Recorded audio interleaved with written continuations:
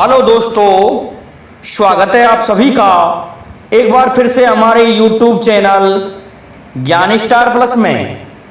तो दोस्तों, आज हमने आपके लिए एक बहुत सुंदर रामायण की पहेली ली है और जो कि इस प्रकार से है कि मूल मूल में पैदा हो गए कोट 72 कहलाए, देखन में एक समान लगे, ये सब कोई इनका भेद बतलाए। दोस्तों, बहुत सुंदर धार्मिक पहेली हम आपको ये लाए हैं और दोस्तों इस पहेली का अर्थ अर्थात उत्तर लगाने का हम कोशिश करेंगे। इसलिए अब आप सभी से मेरा निवेदन है कि आप हमारे चैनल को, जिन भाइयों ने आज तक सब्सक्राइब नहीं किया है, तो इसे सुनने से पहले, इसे देखने से पहले आप हमारे चैनल को लाइक, शेयर और सब्सक्राइब जरूर कर दें। साथ ही बेल आइकन को भी प्रेस कर दें, जिससे कि आने वाले वीडियो का नोटिफिकेशन आपको मिलता रहे। तो दोस्तों, आते हैं हम अपने मूल कंटेंट पर। तो पहली लाइन में लिखा है कि मूल मूल में पैदा हो गए कोट 72 कहलाए, देखन में एक समान लगे, कोई इनका भेद बतलाए।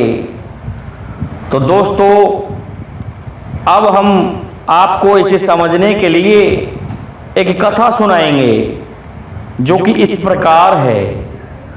क्या हुआ दोस्तों, एक बार रावण की पत्नी, उनके से बच्चों ने जन्म लिया तो एक तूमी पैदा हो गई और उस तूमी को जब फोड़ा गया तो उसमें से 72,000 बच्चे पैदा हो गए। तो रावण कहने लगा कि ये तो कीड़े पैदा हुए हैं, इनका हम क्या करेंगे, ले जाओ इस तूमी को और फेंक दो ले जाकर के समुद्र में।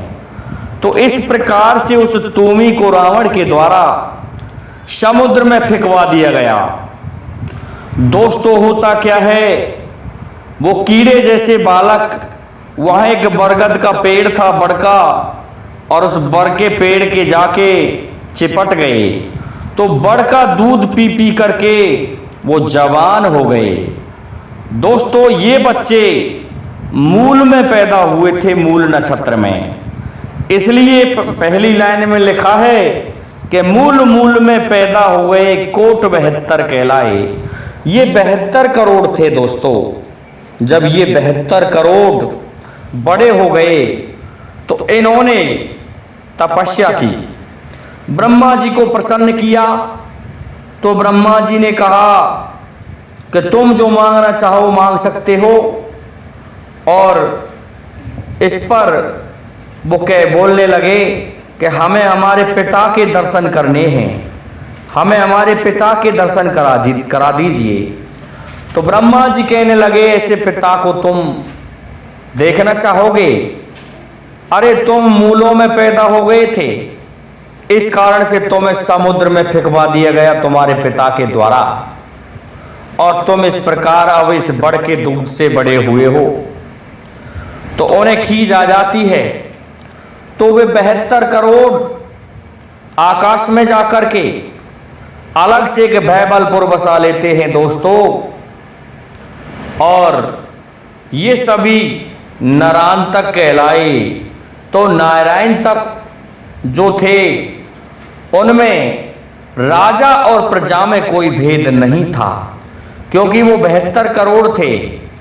जो मुख्य जो उनका बड़ा भाई था वह भी नारायण तक था और उनकी प्रजा भी नारायण तक कहलाई।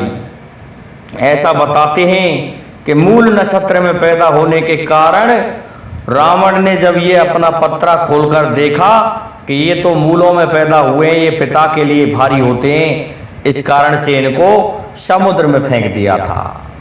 तो दोस्तों, उन्होंने इसके कारण अपने पिता के घर जाना उचित नहीं समझा और दोस्तों भैबलपुर बसा लिया। अब क्या होता है, जब राम रावण युद्ध होता है तो उस राम रावण युद्ध में रावण के समस्त योद्धा मारे जा चुके थे।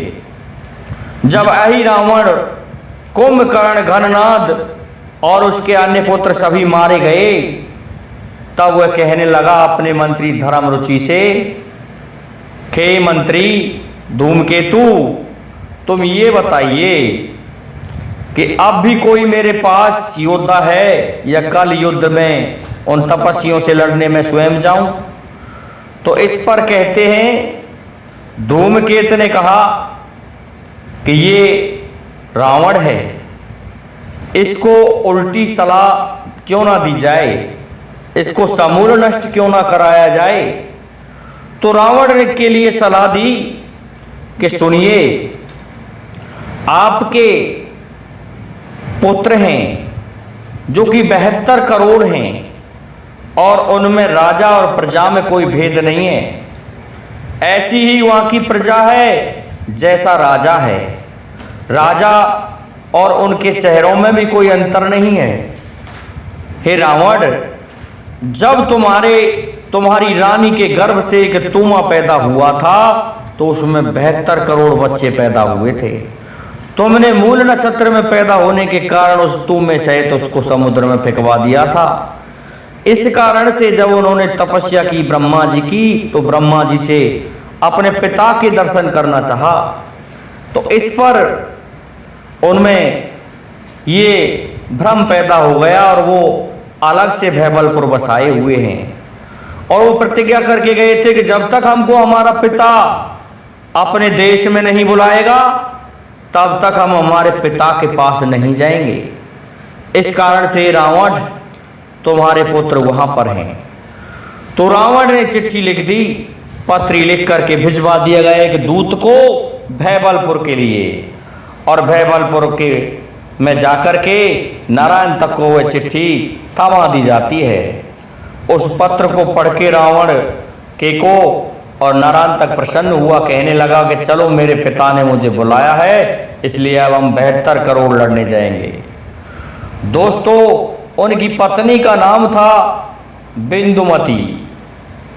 तो दोस्तों, बिंदुमती को ये पढ़ कर के सुनाया। तो बिंदुमती को जब ये पढ़ कर के सुना दिया तो बिंदुमती ने कहा कि तुम युद्ध करने जा रहे हो लेकिन इसमें जीत नहीं हो पाएगी। दोस्तों, बिंदुमती एक सतवंती स्त्री थी, परंतु वो तो राक्षस थे, मानने वाले कहाँ थे। इसलिए आ जाते हैं लंका में। लंका में जब 72 करोड़ों को देखा तो रावण प्रसन्न हो गया और कहने लगा कि कल का युद्ध अब हम अवश्य जीत जाएंगे, क्योंकि जितनी हमारी जनता है उतने करोड़ तो हमारे पास हमारे पुत्र ही हैं। तो दोस्तों, दूसरे दिन युद्ध में नारायण तक जाते हैं।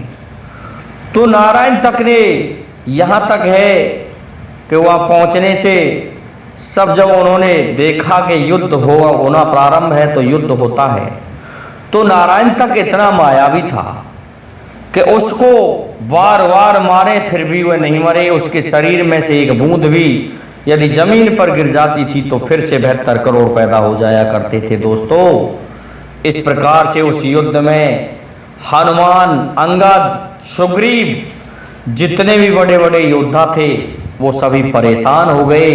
भगवान राम भी परेशान हो गए नारायण तक से युद्ध करते करते। लेकिन दोस्तों, नारायण तक मारे नहीं मरता था।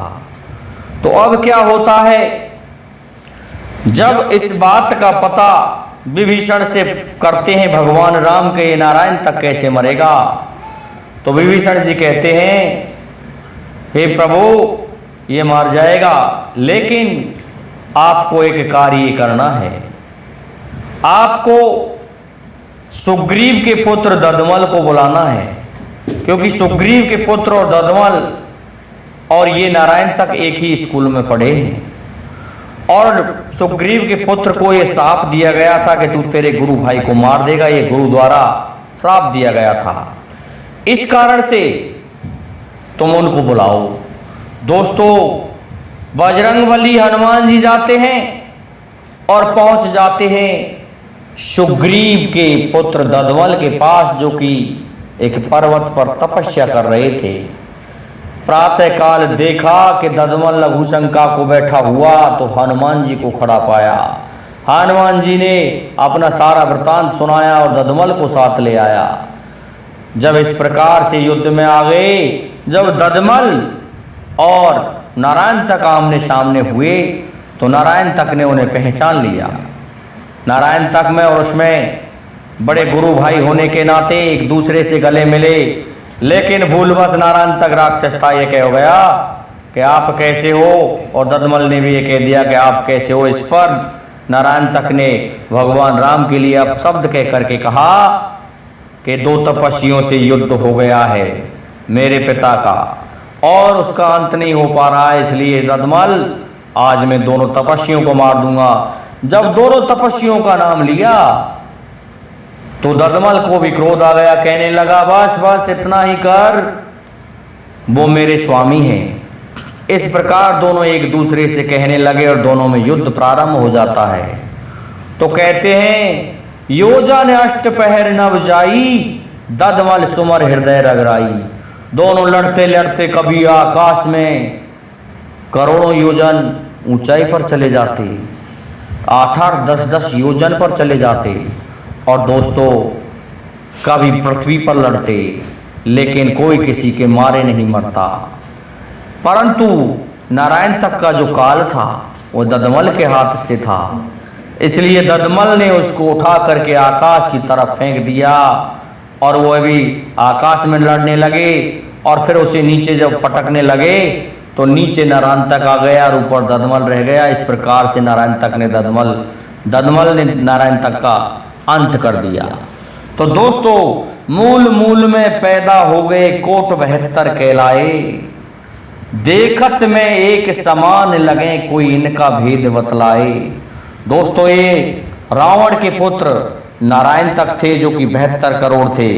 दोस्तों ये कथा आपको रामायण में मिल जाएगी, ये आपको तुलसीकृत जो रामचरित है उसमें भी मिल जाएगी। दोस्तों आज के लिए इतना ही काफ़ी है। जय हिंद, जय भारत, जय जय श्री राधे, जय जय श्री राम।